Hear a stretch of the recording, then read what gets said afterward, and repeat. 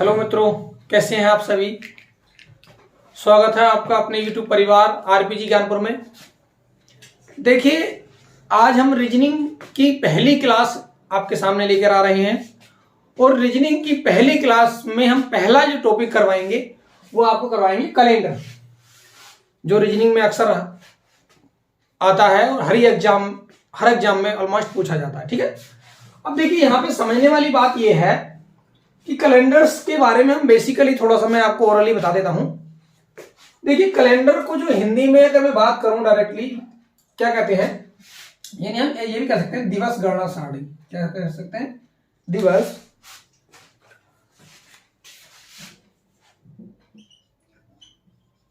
दिवस गणना सारणी।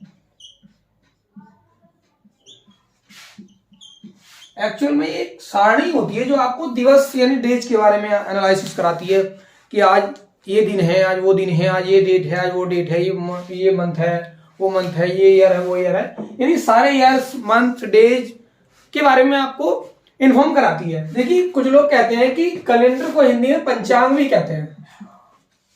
क्या कहते हैं? पंचांग। लेकिन एक्चुअल में कैलेंडर को हिंदी में पंचांग नहीं कहते। पंचांग कैलेंडर का हिंदी रूपांतरण है। मेरा कहने का आशय यह है कि जो पंचांग होते हैं वो दो होते हैं। एक होता है विक्रम संवत,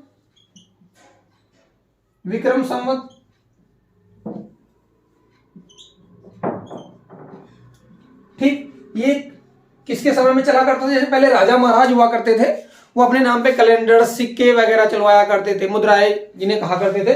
तो वैसे ये विक्रम संवत चंद्रगुप्त द्वितीय के समय की बात है। ठीक है, ये उस समय चला करता था, चंद्रगुप्त द्वितीय के समय। इसे विक्रमादित्य भी कहते थे। इसे किस नाम से जानते थे? विक्रमादित्य के नाम से जानते थे। ठीक। अब उसके बाद में जो दूसरा कैलेंडर आया वो था शंख संवत। कौन सा था? शंख संवत। दूसरा जो कैलेंडर आया ये शंख संवत था। ये किसके समय की बात है? ये कनिष्क के समय की बात है। कनिष्क के समय की बात है। ठीक। जो मतलब भारत का राष्ट्रीय पंचांग माना जाता है वो इसी को माना जाता है। इसी क्या माना जाता है? भारत का राष्ट्रीय पंचांग भी कहा जाता है। ठीक है, ये बहुत बार क्वेश्चन एग्जाम में देखने को मिलता है कि भारत का राष्ट्रीय पंचांग किसे कहते हैं। भारत का राष्ट्रीय पंचांग क्या है? यानी शंख संवत है। समझ में आ गया कैलेंडर और पंचांग में डिफरेंस क्या होता है? एक्चुअल में कैलेंडर जो है, मतलब पंचांग जो है वो कैलेंडर का हिंदी रूपांतरण है। मेरी बात यहां तक समझ में आ गई? अब देखो आगे इसके समझेंगे। जो हम नॉर्मली जनरली यूज करते हैं कैलेंडर, ये कौन सा कैलेंडर होता है? ये अंग्रेजी कैलेंडर होता है। ये कौन सा कैलेंडर होता है? अंग्रेजी कैलेंडर का हम इस्तेमाल करते हैं। ठीक है, हम जो करते हैं वो अंग्रेजी कैलेंडर का इस्तेमाल करते हैं। अब अंग्रेजी जो हम जनवरी, अब देखो, हाँ एक चीज बताना भूल गया, इस पंचांग का जो पहला महीना होता है वो चैत्र होता है। कौन सा होता है? चैत्र। और अंतिम महीना कौन सा होता है? फाल्गुन होता है, यानी फाल्गुन बोलते हैं। ठीक है, जो मतलब होली के समय की बात, होली के समय का जो समय होता है उसे फाल्गुन और चैत्र बोलते हैं, यानी चैत्र का लास्ट और फाल्गुन का स्टार्ट। ठीक है, जो पहला मंथ होता है। अब देखिए, जो अंग्रेजी कैलेंडर होता है, अंग्रेजी कैलेंडर एक्चुअल में क्या है? अंग्रेजी कैलेंडर जो थे एक रोमन पादरी थे। कौन थे? रोमन पादरी जिनका नाम था ग्रेगरी। ठीक है, जिनका नाम था ग्रेगरी। और इन्हीं के नाम पे इस कैलेंडर का दूसरा नाम क्या रख दिया? ग्रेगरी कैलेंडर या ग्रिगोरियन कैलेंडर। ठीक, इसका नाम क्या रख दिया गया? ग्रिगोरियन कैलेंडर, इन्हीं के नाम पे। यानी रोमन पादरी थे, पोप। ठीक है, जो मतलब चर्च में होते हैं, सीनियर पादरी थे ये। ठीक है, रोमन पादरी, इन्हीं के नाम पे क्या रख दिया? Gregorian calendar. यानी अंग्रेजी कैलेंडर को हम ग्रिगोरियन कैलेंडर के नाम से भी जानते हैं। यहां तक मेरी बात समझ में आ गई? एक बेसिक इंफॉर्मेशन आपको दी।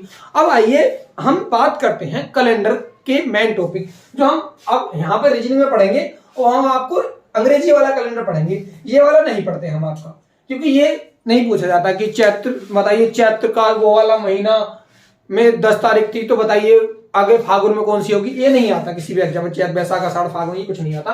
अंग्रेजी कैलेंडर से क्वेश्चंस आते हैं। आइए स्टार्ट करते हैं अंग्रेजी कैलेंडर के बारे में।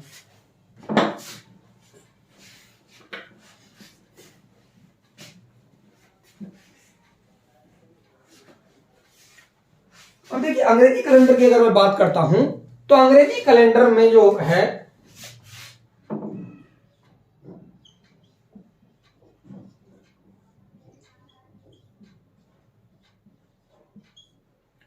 जो अंग्रेजी कैलेंडर है, अब अंग्रेजी कैलेंडर में वर्ष की मैं बात करूंगा क्योंकि सबसे बड़े से स्टार्ट करेंगे, मतलब वर्ष, मंथ, सप्ताह, दिन, इस तरीके से।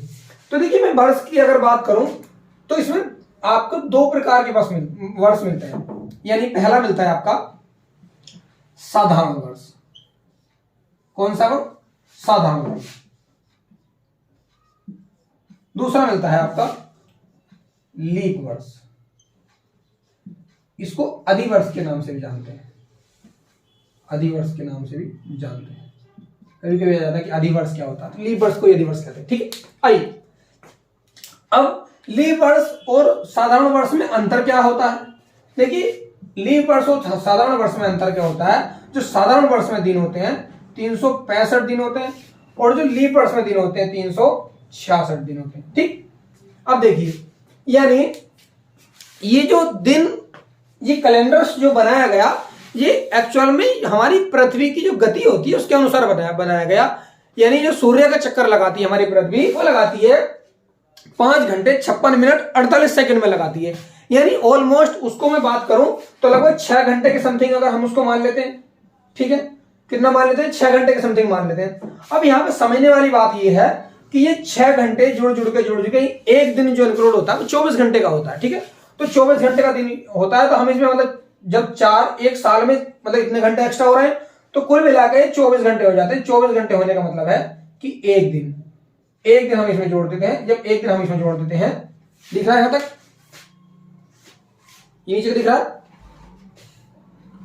ये एक मिनट रुकिए। यानी जो मतलब यह 6 घंटे का समय लगाती है एक्स्ट्रा, तो 6 घंटे का समय लगाती है तो एक साल में, और मान लीजिए यानी एक साल में 6 घंटे, 4 साल में कितने हो गए? 24 घंटे। अब 24 घंटे जुड़ के क्या बनता है? एक दिन बनता है। ठीक है, अब एक दिन बनता है, एक दिन जुड़ के क्या हो जाता है यहाँ पे? नहीं 65, 365 में अगर हम एक दिन ऐड करेंगे यहाँ पे तो कितना हो जाएगा? 366 दिन। बात समझ में आ गई? ये मैंने आपको थोड़ा सा इसका कारण भी बता दिया कि लीप वर्ष और अधिवर्ष में अंतर क्या होता है। ठीक है, अब जो लीप वर्ष होता है उसमें 366 दिन होते हैं। ठीक है, आइए इसके आगे देखते हैं। समझ में आ गया? आगे देखिए, अब जो सप्ताह होता है यानी मंथ की, यानी मंथ अगर मैं बात करूं, मंथ में यानी माह में कितने कितने दिन होते हैं? देखिए माह में जो होते हैं, यानी अगर मैं बात करूं 28 दिन भी होते हैं, 29 दिन भी होते हैं, 30 दिन भी होते हैं, 31 दिन भी होते हैं। ठीक है, ये एक पर्टिकुलर कहना ये बिल्कुल गलत होगा कि महीना 30 दिन का होता है, 31 दिन का होता है या 28 दिन का होता है, ये कहना बिल्कुल गलत होगा। आइए देखते हैं। यानी कहने का मेरा मतलब ये है कि ये जो अब महीने में तो दिन डिसाइड होते हैं, जैसे दिसंबर 31 दिन का होता है, जनवरी 31 दिन की होती है, तो ये कंफर्म है, ये कभी किसी साल में नहीं बदलते। तो बदलता क्या है एक्चुअली में? क्या होता है यहाँ पे जो फरवरी होती है, ठीक है, जो फरवरी होती है, फरवरी यहाँ पे 28 दिन की होती है, और यहाँ पे फरवरी जो होती है कितने दिन की होती है? 29 दिन की होती है। तो जो एक एक्स्ट्रा दिन होता है फरवरी में इंक्लूड हो जाता है। ठीक है, अब आइए अब आज बात करते हैं सप्ताह की। ठीक है,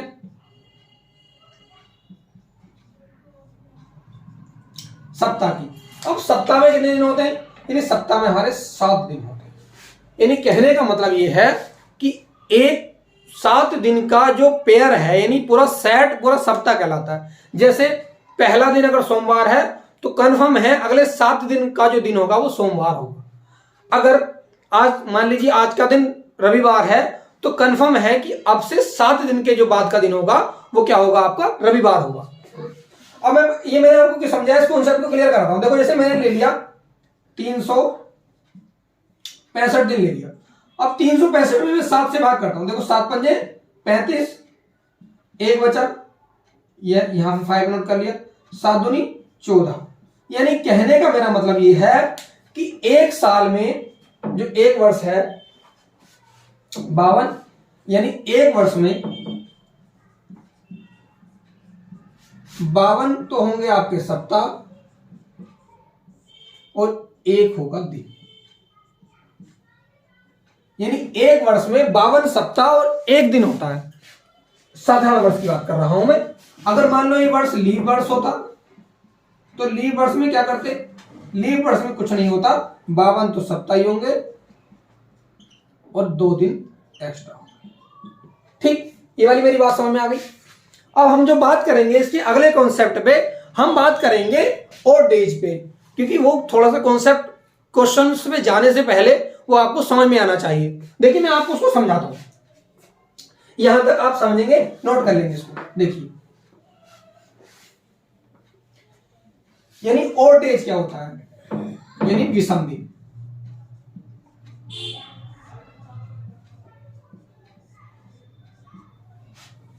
विषम दिन क्या होता है, यानी जो सप्ताह के अलावा, सप्ताह के अलावा का मतलब होता है एक सप्ताह से ज्यादा 2 सप्ताह के दिन का जो बीच के दिन होते हैं वो विषम दिन होते हैं।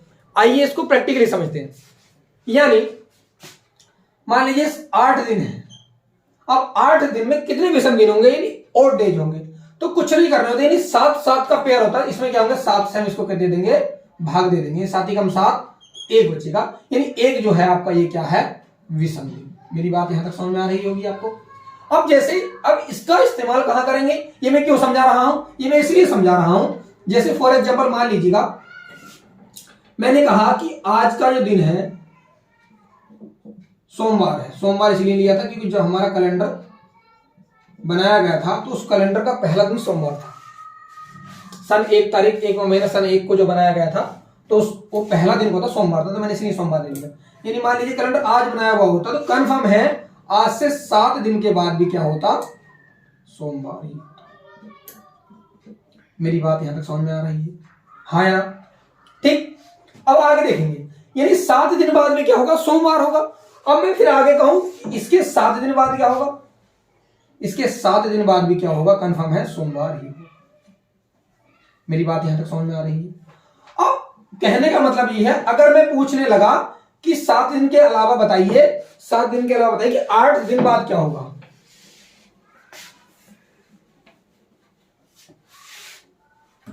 यानी जैसे मैंने इसके अलावा पूछ लिया कि बताइए 8 दिन के बाद क्या होगा, तो 8 दिन के बाद क्या होगा, 8 दिन के बाद क्या होगा, मंगलवार होगा। अब ये मैंने कैसे बता दिया भाई, कंफर्म है जब 7 दिन के बाद मंगलवार होगा तो 8वां दिन क्या होगा, सॉरी 7 दिन के बाद सोमवार होगा, सोमवार के बाद 8वां दिन कंफर्म है कि क्या होगा, मंगलवार होगा। ठीक है, ठीक है। अब आगे देखेंगे, यानी अगर मैं बात करूं 9 दिन बाद क्या होगा,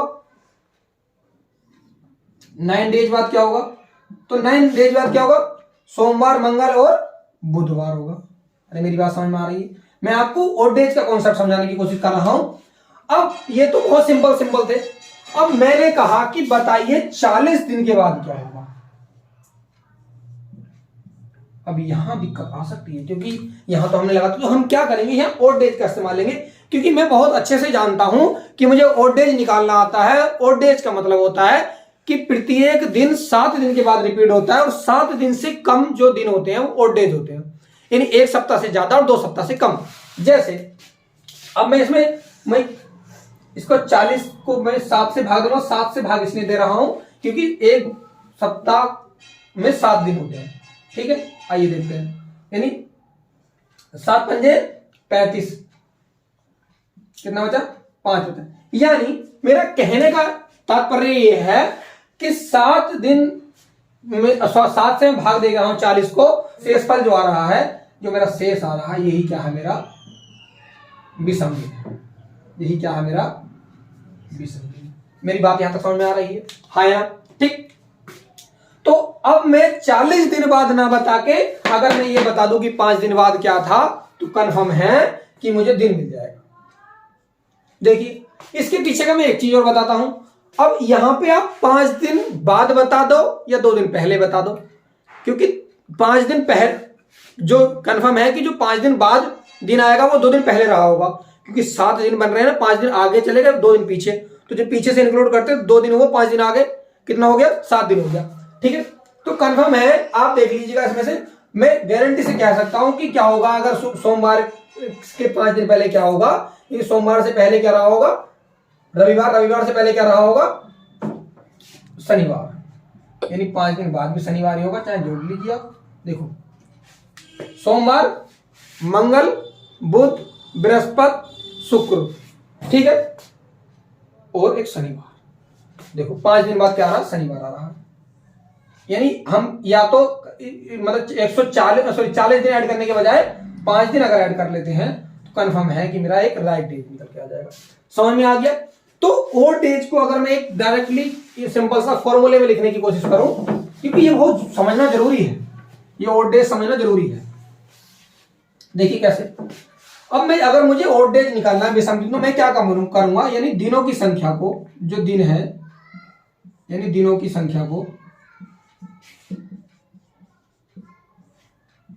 संख्या को मैं 7 से भाग कर दूंगा, और जो मेरा शेषफल आएगा निकल के, ये याद रखिएगा, शेष ही मेरा क्या होगा, विषम दिन होगा।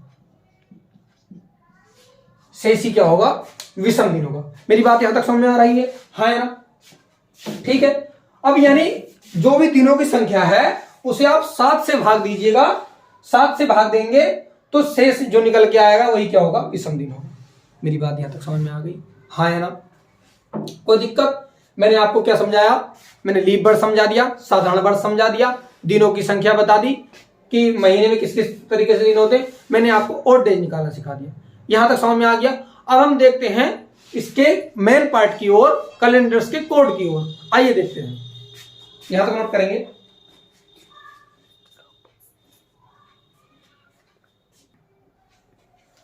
ठीक है, अब देखेंगे कि लीप वर्ष की पहचान कैसे करें। भाई मैंने ये तो बता दिया कि लीप वर्ष में 366 दिन होते हैं, साधारण वर्ष में 365 दिन होते हैं, लेकिन लीप वर्ष की हम पहचान कैसे करेंगे ये भी तो पता होना चाहिए। अब देखिए मैं आपको बताता हूं लीप वर्ष की पहचान करना, ठीक है, क्योंकि लीप वर्ष की पहचान सीख लेंगे, जो लीप वर्ष नहीं होगा कंफर्म साधारण वर्ष होगा, एक सीख लेंगे दूसरी का पता लग जाएगा। देखिए कैसे करेंगे, यानी लीप वर्ष की पहचान सीखेंगे हम, कैसे करेंगे। देखिए इसकी, अब मैं कुछ डायरेक्टली अगर मैं बोलूं कि मुझे बताइए कि लीप वर्ष की पहचान क्या होती है, तो कुछ स्टूडेंट्स क्या बोलते हैं कि लीप वर्ष प्रत्येक 4 साल बाद रिपीट होता है। बिल्कुल सही बात है, लेकिन जरूरी नहीं है प्रत्येक 4 साल बाद रिपीट हो। कैसे, आइए समझते हैं, इस चीज को भी समझेंगे। देखिए पहले क्या है, यानी आप समझिए दो, इसमें लीप वर्ष की पहचान करने में 2 टाइप की से करेंगे, यानी एक होगा वर्ष और एक होगा शताब्दी। एक होगा वर्ष और एक क्या होगा, शताब्दी। देखिए वर्ष जैसे 2018, 2020, ये क्या है वर्ष। और शताब्दी क्या होती है, जैसे ले लीजिए 1800, 1700, ठीक है, यहां ले लीजिए आप 1600 और 1400, 1200, ठीक है। तो ये क्या है, हमारी शताब्दी है। अब इनकी पहचान कैसे करेंगे कि ये लीप वर्ष है कि नहीं। देखिए अगर आपको वर्ष दिया हुआ है तो आप क्या करिएगा, उसको 4 से भाग कर दीजिएगा, वर्ष को 4 से भाग कर दीजिएगा, चाहे अंतिम 2 भी कर दीजिएगा, लेकिन लास्ट के 2 डिजिट भी कर दीजिए, क्योंकि 4 का रूल क्या होता है कि 4 से वो संख्या कटती है, इसके अंतिम के 2 डिजिट अगर 4 से कट जाते हैं तो पूरी संख्या 4 से कट जाती है। 4 का रूल, डिविजिबिलिटी रूल आप पढ़े ही होंगे, ठीक है। तो या पूरी संख्या चाहे कितनी बड़ी हो, आपको 4 से पता लगाना है कट रही है नहीं कट रही है, उसके 2 डिजिट काट के देख लीजिए, पीछे की संख्या 4 से कट जाएगी। तो वैसे ही इसलिए कहते हैं हम अंतिम 2 अंक इसलिए ले लेते हैं, हम ये रट लेते हैं कि किसी वर्ष के 2 डिजिट क्यों ले लेते हैं, क्योंकि हम किसी भी संख्या के 2 डिजिट अगर कट जाते हैं 4 से, तो 4 से कट जाती है। देखिए यानी 2 डिजिट वाली ले लेता हूं, 18 4 से कट रहा है नहीं, तो ये कैसा वर्ष है, साधारण वर्ष। कैसा वर्ष है, साधारण वर्ष। देखो इसके 2 डिजिट अगर मैं इसके 2020 के 2 डिजिट लास्ट में लेता हूं तो कटा 4 5, तो ये कैसा वर्ष है, लीप। मेरी बात यहां तक समझ में आ गई। यानी ये 4 से कट रहा है और ये 4 से नहीं कट रहा है। पहचान पड़ेगी कैसे करना है। अब देखिए सेंचुरी में कैसे करेंगे, सेंचुरी में 400 से करेंगे। 400 से क्यों करेंगे, क्योंकि लास्ट में 2 डिजिट वैसे भी मतलब लास्ट में कुछ होता ही नहीं, 0 0 होते हैं, ठीक है।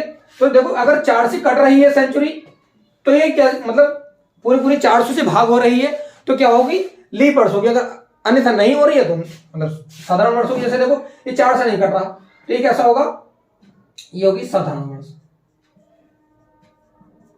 देखो ये भी 400 से नहीं कटेगी, ये भी कैसी होगी, साधारण वर्ष। मेरी बात यहां समझ में आ रही है, हाँ है ना। देखो अब ये नीचे जो लिखी है मैंने ये कट जाएगी देखो 400 से, देखो 4 चौक 16, यानी 16वीं शताब्दी क्या है आपकी, लीप वर्ष या अधिवर्ष। मेरी बात समझ में आ गई। शताब्दी में और हमें कैसे बताएंगे, देखो ये भी कट जाएगी 400 से, 4 होती है, ये कैसी कैसी मतलब कैसी है, यानी लीप वर्ष। अब यहाँ पे ये समझेंगे।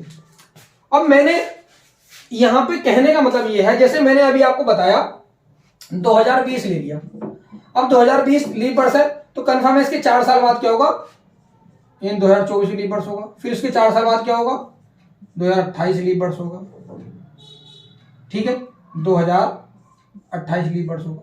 फिर इसके 4 साल बाद क्या होगा, इन 2032 लीप वर्ष होगा। अब आप पूछेंगे कि सर आपने अभी बताया कि अगर हम 4 ऐड करते जा रहे हैं तो लीप वर्ष मिलता जा रहा है कन्फर्म, लेकिन अभी आपने कहा कि जरूरी नहीं है। कैसे जरूरी नहीं है, आइए मैं आपको समझाता हूं। जैसे मैंने मान लीजिए एक वर्ष ले लिया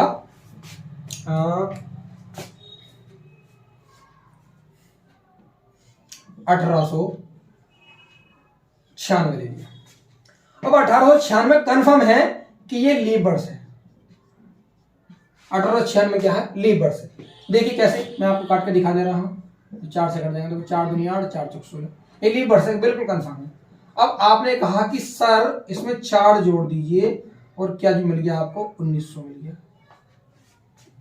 क्या मिल गया, 1900 मिल गया। तो मेरे बच्चों को एक चीज बताइए, क्या 1900 अब शताब्दी मिल गई, क्या ये 400 से डिवाइड हो रही है, नहीं। तो ये कैसा वर्ष है, साधारण वर्ष। समझ में आ गया कि कैसे होता है। अगर 4 भी आपको मान लो ये रूल आपने पढ़ा है कि 4 जोड़ते चले जाइए, 4 जोड़ने के बाद आपको लीप वर्ष मिलते चले जाएंगे, लेकिन ऐसा नहीं है।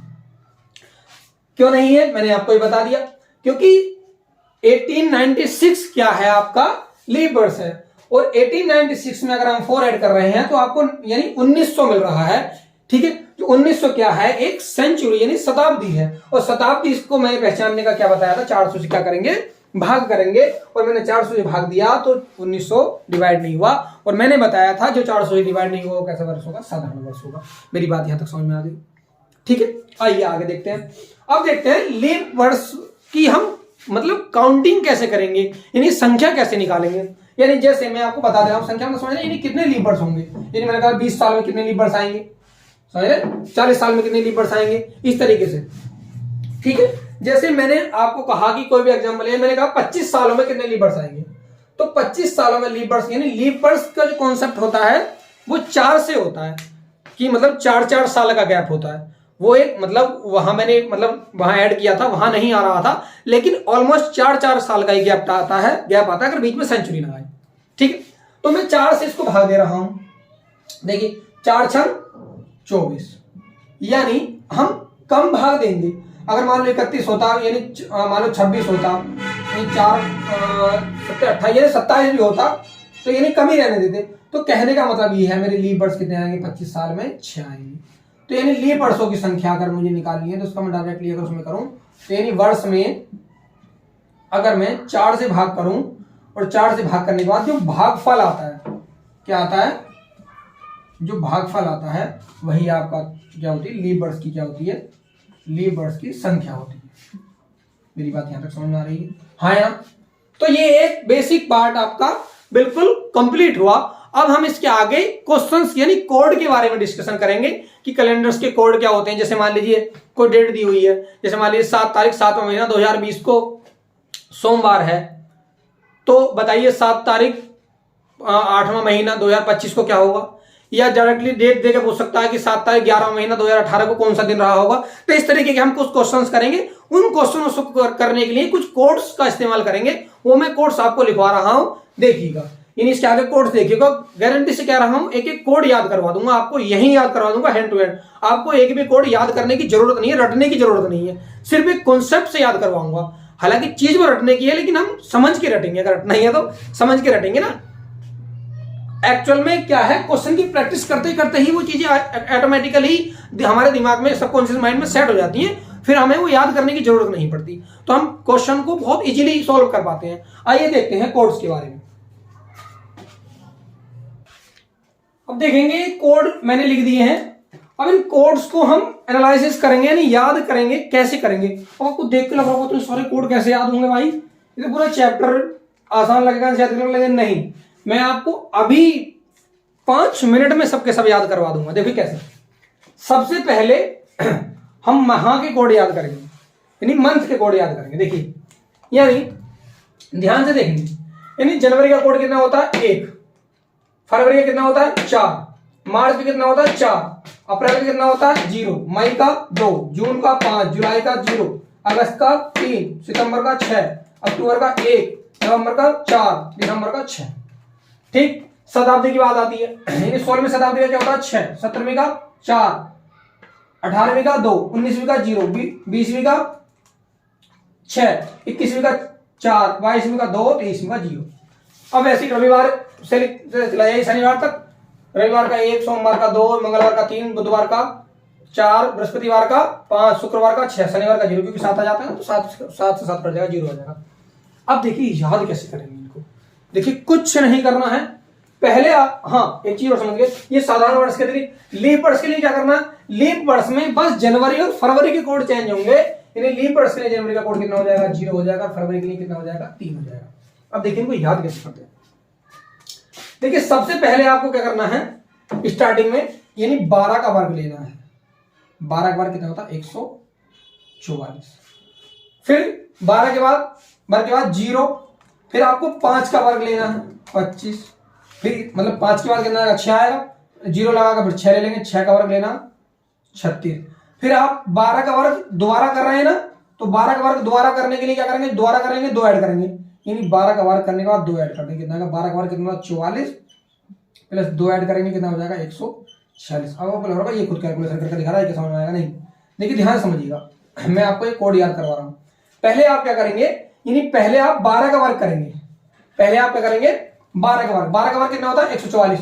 तो देखिए 144, 0 25, 0 लगा दिया यहाँ पे, 0 25, फिर यहाँ पे 0 लगा दिया, यानी 0 25, 5 का वर्ग कर दिया, फिर 5 के बाद कितना 6 आता, तो 0 लगा के 6 का वर्ग करेंगे 0 36। फिर 12 का वर्ग दोबारा करा, तो दोबारा करने के लिए हमने 2 ऐड कर दिया, यानी 146, 144, 0 25, 0 36, 146, 144, 0 25, 0 36, 146।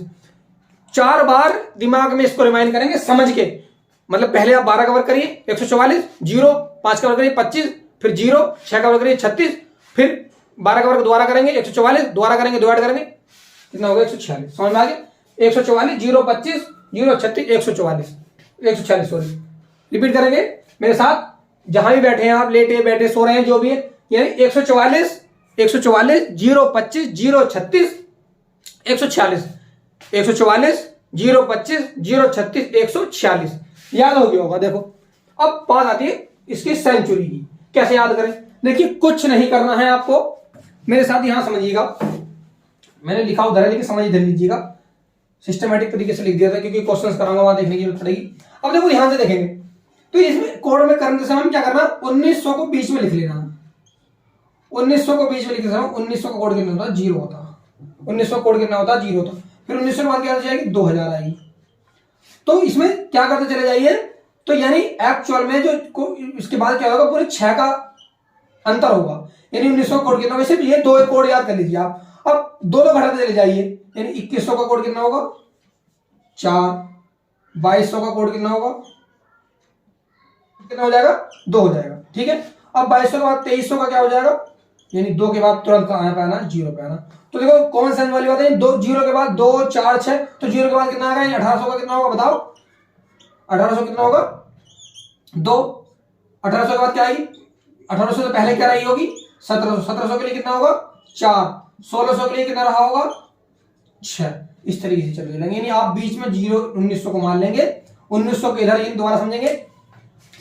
मैंने क्या बताया आपको, मैंने बताया कि 1900 के बाद 2000 आएगी, तो कुछ नहीं करना, यानी 6 ऐड करना है डायरेक्ट 0 के बाद, फिर 2 घटा के जाना, यानी डायरेक्ट ऐड करेंगे, यानी इसमें 6 ऐड करेंगे कितना 2000, इन 2000 शताब्दी का कितना हो जाएगा 6 हो जाएगा। फिर 2 घटाएंगे 6 के बाद, यानी कहने का मतलब यह है एकदम शून्य पे आने के बाद एकदम टॉप गियर पे जाता है, फिर 2 घटा के चले जाता है, यानी 2000 कितना होगा 6 होगा, 2000 के बाद 2100 कितना होगा 4 होगा, फिर 4 के बाद कितना होगा 2 होगा, फिर डाउन आ जाएगा, फिर इस पे आ जाएगा 0 पे आ जाएगा, फिर ऐसे ऊपर को, यानी ऊपर से चला होगा नहीं 6 4 2 0, ठीक है। ऐसे इनकी कोड लिखते चले जाएंगे। आई होप ये आपको कोड समझ में आ गए होंगे।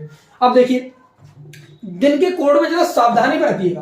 देखो दिन के कोड में क्या करेंगे हम, दिन के कोड रखते समय मैं जो इस पूरे कोड के हिसाब से मैं जो पहला दिन मान रहा हूं रविवार मान रहा हूं, ध्यान से रखिएगा, ये सावधानी बरतिएगा, वरना आपका आंसर गलत हो सकता है।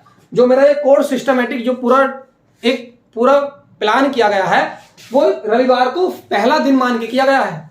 कहीं कहीं अगर आपको पहला दिन सोमवार मानेगा तो ये कोड आपका गलत हो जाएगा, ठीक है। मेरी बात समझ में आ रही है यहां तक। अब देखिए हम कुछ क्वेश्चंस करते हैं। देखिए कोई भी मैं क्वेश्चन ले लेता हूं, जैसे मान लीजिए मैं इसी के क्वेश्चन, जैसे मान लीजिए हम निकालते हैं 15 अगस्त 1947 को कौन सा दिन रहा होगा। अगर मैं रैंडमली निकालूं आपको लगेगा पता नहीं गलत निकाला, देखिए आपको पता लग गया 15 अगस्त 1947 को, 47 लिख दिया, 47 को कौन सा दिन रहा होगा, यानी 15 अगस्त 1947 को कौन सा दिन रहा होगा। तो देखिए एक क्वेश्चन में बहुत धीरे धीरे करके समझाता हूं, आई होप आपको समझ में आ जाएगा। देखिए क्या करना होता है, देखिए पहले कुछ नहीं करना आपको, डायरेक्टली पूरे का पूरा, यानी इसको पूरा लिख लेना है, ठीक है, पूरा ऐसे लिख लेना, यानी 15 प्लस अगस्त का क्या लिखना है हमें, कोड लिखना है। क्या लिखना है, इधर लिख देता हूं, हर जगह नीचे। अगस्त का क्या लिखना है, कोड लिखना। अगस्त का कोड कितना, यानी जुलाई अगस्त का कोड कितना है 3। यहां तक समझ में आ गया। अब क्या करना, देखो कुछ नहीं करना, यानी कौन सी शताब्दी 1920, 1900 यानी शताब्दी का कोड लिखना है आपको। क्या लिखना है, शताब्दी का कोड। क्या लिखना, शताब्दी का कोड का कोड लिखना। शताब्दी का कोड कितना, 1900 शताब्दी के लिए कितना है 0, यानी जोड़ते चले जाएंगे सबको, ठीक है। अब ये लास्ट के दो डिजिट है आपके, ये वाले लास्ट वाले, इनको पूरा का पूरा लिखना है, ऐसे इनको पूरा लिखना है, ठीक है। पूरा कितना है 47 लिखना है। अब इस लास्ट वाले इसमें यानी 47 सालों में कितने लीप बर्ड्स रहे होंगे। मैंने आपको स्टार्टिंग में लीप बर्ड्स की गणना करनी सिखा दी थी, यानी मुझे क्या करना है, यानी लीप बर्ड्स की निकालने का क्या बताया था मैंने, क्या करना 4 से भाग करना, यानी 4 एकम 4, 7 उतार लेंगे, 4 एकम 4, यानी कितने आ गए 11 आ गए। तो यहाँ क्या करेंगे, यानी लीप बर्ड्स, इसमें क्या लिखेंगे हम, लीप बर्ड्स। लीप बर्ड्स कितने हैं मेरे, यानी भागफल तो लिखते हैं हम 11। अब पूरे को क्या कर देंगे 7 से भाग देंगे। देखिए जोड़ते हैं, क्षेत्र का क्षेत्र को क्या करना 7 से भाग देना। देखो 7 से भाग देंगे इसको, कितना आ रहा है, यानी 7 एकम 7। अब आपका रिमाइंडर यानी शेषफल कितना आ रहा है, तो बताता हूं कैसे, यानी 76 आएगा। कैसे आएगा देखिए, यानी 7 एकम 7, 6 उतार लेंगे, यहाँ 0 लगाते तो 60 हो जाता है इस तरीके से। तो वैसे भी देख लीजिए, यानी 7 दाएं 70 और इसको ऐड कर देंगे 76, यानी शेषफल कितना आ गया, भाग देके देख लीजिए 6 बचेगा, ये आपको आता होगा, यानी 6। अब देखिए 6 पे कौन सा कोड है, यानी 6 पे क्या है, शुक्रवार। तो यानी संविधान जिस दिन, सॉरी देश जिस दिन हमारा आजाद हुआ था 15 अगस्त 1947 को, उस दिन कौन सा दिन था, शुक्रवार था। मेरी बात समझ में आ गई, दोबारा समझते हैं। यानी 15 अगस्त 1947 को मुझे दिन निकालना था, तो पहले क्या करेंगे, यानी पहले करेंगे इसका, यानी पूरे दिन को क्या लिख लेंगे, पूरे का पूरा लिख लेंगे। अगस्त का क्या लिखेंगे, कोड लिखेंगे। अब अगस्त का कोड लिखने के बाद हम, अगस्त का कोड कितना था, यानी 3 था। फिर क्या करेंगे हम, शताब्दी का कोड लिखेंगे, यानी शताब्दी का क्या लिखेंगे, लिख दिया मैंने, शताब्दी का कोड लिखेंगे। शताब्दी का कोड लिखने के बाद क्या करेंगे, इसको जो लास्ट के पूरे सन के 2 डिजिट होते हैं उन्हें पूरे का पूरा लिखेंगे। पूरे का पूरा लिखने के बाद जो लास्ट के यानी सन में, यानी 47 में कितने लीप बर्ड्स होंगे, लीप बर्ड्स निकालने का तरीका मैंने स्टार्टिंग में बताया था। लीप बर्ड्स का तरीका क्या बताया था मैंने, अंतिम जो मतलब लास्ट के 2 डिजिट हैं, यानी सन को आप 4 से भाग दे दीजिए, और जो मतलब क्या आएगा, भागफल आएगा। जो आपका भागफल आएगा वही क्या होगा आपका, यानी लीप बर्ड्स की संख्या होगी, ठीक। अब यानी लीप बर्ड्स कितने आ गए, मैंने भाग दिया, यानी 11 आ गया। अब 11 इनको सबको जोड़िए, मैंने इनको सबको जोड़ा, कितना आ गया 76 आ गया। 76 को भाग देके यहाँ निकालिए, शेषफल निकालिए। शेषफल क्या था, विषम दिन है, हम यहाँ पे विषम दिन निकालते हैं, तो विषम दिन कितना आया 6 है, 6 का कोड कौन सा है, शुक्रवार। आइए इस तरीके का और क्वेश्चन देखते हैं, इसको पूरे का पूरा नोट कीजिए। इतने में आपको दूसरा क्वेश्चन देता हूं। देखिए अगला क्वेश्चन ये है, अब 29/9/2022 को कौन सा दिन रहा होगा। मैंने ना अंकों में भी लिख दिया है, ऐसा तो मतलब 9 महीना कौन सा होगा, मैंने लिख दिया 9 महीना सितंबर का होगा। तो देखिए आइए करते हैं, इसको क्या लिखेंगे, अरे क्या लिखेंगे, ये नहीं पूरा ऐसे कैसे ही, ठीक है। ये 29 महीने का क्या लिखेंगे, कोड 9th का यानी अगस्त का कोड कितना 6, फिर शताब्दी का कोड लिखेंगे, शताब्दी का कोड यानी तो कौन सी शताब्दी है, अरे 2000वीं शताब्दी का कोड कितना है 6, 9 महीने का 6, ठीक है। अब देखो मैंने कहा इसको पूरे का पूरा लिखेंगे कितना 22।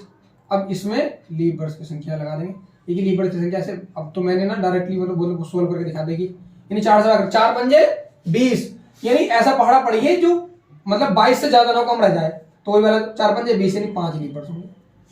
7 से कर दीजिए भाग, जब इसको 7 से भाग करेंगे, 7 से भाग करने के बाद देखिए इसको जोड़ेंगे, देखिए सबको जोड़ेंगे इसको, यानी देखो 6 दूनी 12 है ना। अब 12 इनको जोड़ लीजिए, इसको आगे जोड़ेंगे, 12 5 कितना हो गया, 12 5 हो गया 17, ठीक है। 17 को इसमें जोड़ेंगे कितना हो जाएगा, देखो 9 3 यानी 39 को इसमें जोड़ेंगे, 29 में जोड़ेंगे कितना का 9 दूनी 18 8 हाथ से लगाए, तीनों के तीनों तो 5 और 6 यानी 68 आ गया। कितना आ गया 68 आ गया, ठीक है। अब देखो 68 को कैसे भाग देना है, हमें भाग देना है 7 से। 7 से भाग देंगे कितना आ रहा है, देखो 7 8 56, 7 9 63, 7 9 63। अब 63 को इसमें से घटाएंगे कितना आएगा, अरे कितना आएगा 4 बचेगा, यानी 4 में कौन सा दिन है बताइए, यानी 4 नंबर मेरा दिन है बुधवार। मेरी बात समझ में आ गई, कौन सा दिन है बुधवार, आपका आंसर हो जाएगा। यहां तक समझ में आ गया। तो इस तरीके से आप किसी भी डेट का दिन निकाल देते हैं। ये था इसका फर्स्ट टाइप का क्वेश्चन। अब हम क्या करेंगे, ये इस वीडियो को यहीं समाप्त करते हैं और इसका अगला पार्ट हम अगली वीडियो में कराएंगे। आप इसको देखते रहिएगा, जो इसके फिर हम इसके अच्छे अच्छे क्वेश्चन करवाएंगे कि उस डेट को उतना दिन था, उससे आगे के दिनों को बिल्कुल शॉर्ट ट्रिक के साथ करवाऊंगा, एक लाइन में चुटकियों में आंसर बताएंगे, गारंटी से कह रहा हूं, चैलेंज से। आपने कैलेंडर बहुत जगह पढ़ा होगा, लेकिन सच में बता रहा हूं, मैं जो आपको कैलेंडर पढ़ाऊंगा उसको तरीका ही यूनिक होगा। चीजें अलग नहीं होती हैं, बताने का तरीका अलग होता है। कोई मैंने इसमें कोई अलग नहीं बताया, आपने पता नहीं कितनी जगह इस चीज को पढ़ा होगा, लेकिन आई होप कुछ अलग मिला होगा इसमें आपको, ठीक है। तो आगे भी आपको इससे अच्छा चीज देखने को मिलेगा, ठीक है। यहां तक आप इसी को यही समाप्त करते हैं, ठीक है। सभी भाइयों को जय हिंद, थैंक यू।